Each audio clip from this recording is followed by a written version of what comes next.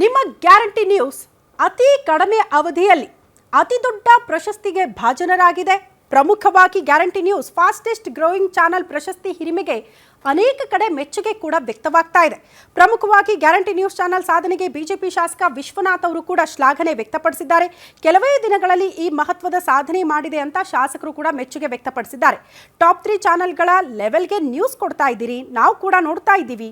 ಜನರಿಗೆ ಜನಪರವಾದ ಸುದ್ದಿಯನ್ನು ಯಾವುದೇ ಅಳುಕಿಲ್ಲದೆ ಕೊಡ್ತಾ ಇದ್ದೀರಿ. ಮತ್ತಷ್ಟು ಉನ್ನತ ಮಟ್ಟಕ್ಕೆ ನಿಮ್ಮ ಚಾನೆಲ್ ಬೆಳೀಲಿ ಅಂತ MLA ವಿಶ್ವನಾಥ್ ಅವರು ಕೂಡ ಒಂದು ಸ್ಟೇಟ್ಮೆಂಟ್ ಕೊಟ್ಟಿದ್ದಾರೆ. ಗ್ಯಾರಂಟಿ ನ್ಯೂಸ್ ಪ್ರಶಸ್ತಿಯನ್ನು ಪಡೆದುಕೊಂಡಿರುವ ವಿಚಾರಕ್ಕೆ ಸಂಬಂಧಪಟ್ಟಂತೆ PNIT ಸಂಸ್ಥೆಯಿಂದ ಗ್ಯಾರಂಟಿ ಸುದ್ದಿವಾಹಿನಿಗೆ ಅತಿ ವೇಗದಲ್ಲಿ ಬೆಳೀತಾ ಇರತಕ್ಕಂಥ ಒಂದು ಸುದ್ದಿವಾಹಿನಿ ಅನ್ನೋ ಒಂದು ಪ್ರಶಸ್ತಿಯನ್ನು ನೀಡಿದ್ದಾರೆ. ಇಷ್ಟೊಂದು ಚಾನೆಲ್ಗಳು ಇದ್ದಾಗೂ ಸಹ ಈ ರೀತಿ ಒಂದು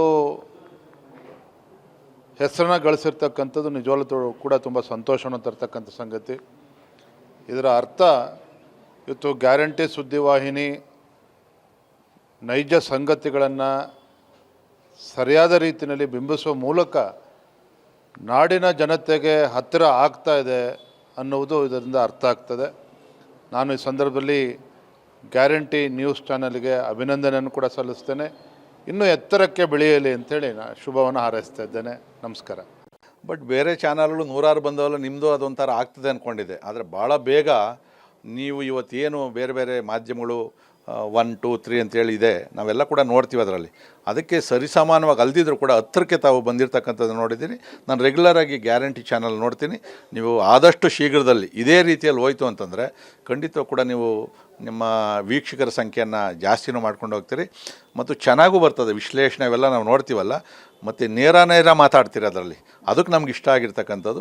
ಸೊ ಈಗಾಗಲೇ ನೀವು ಭಾಳ ಬೇಗ ಬೆಳೆದಂಥ ಒಂದು ಚಾನಲ್ ಅಂತಕ್ಕಂಥದ್ದನ್ನು ಕೂಡ ನನಗೆ ಮಾಹಿತಿ ಕೂಡ ಬಂದಿದೆ. ನಿಮ್ಗೆ ಭಗವಂತ ಒಳ್ಳೇದು ಮಾಡಲಿ, ಧರ್ಮಸ್ಥಳದ ಮಂಜುನಾಥ ಸ್ವಾಮಿ ಒಳ್ಳೇದು ಮಾಡಲಿ.